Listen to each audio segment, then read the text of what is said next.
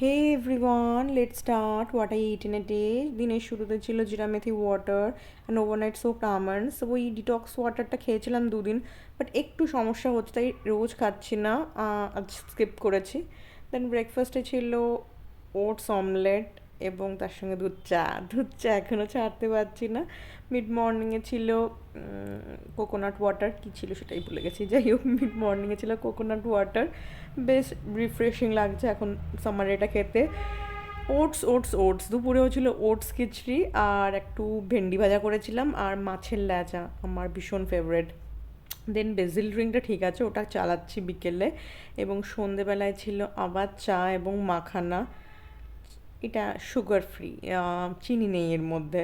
দেন রাতে মুগ ডালের চিলা ছিল, এবং তোমরা যাতে বোর না হও তাই আমি হাজব্যান্ডের প্লেটটাও দেখালাম। হাজব্যান্ডের প্লেটে ভ্যারাইটিস জিনিস আছে, মাছ আছে, ডিম আছে, ভাজা আছে, ডাল আছে, এভরিথিং।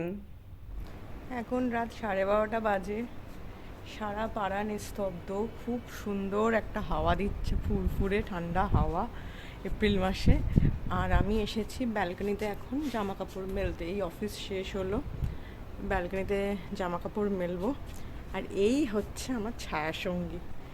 মা জামা কাপড় মেলবে, আমি কেন ঘুমাবো, আমিও জামা কাপড় মেলবো। সারা পাড়ার লোক শুয়ে পড়েছে, বাড়িতে ওর বাবা শুয়ে পড়েছে রাগারাগি করে যে এত রাত অবধি ও জেগে কেন আছে।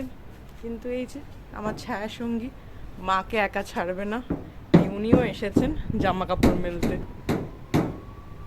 চলো তাহলে, বাই, গুড নাইট।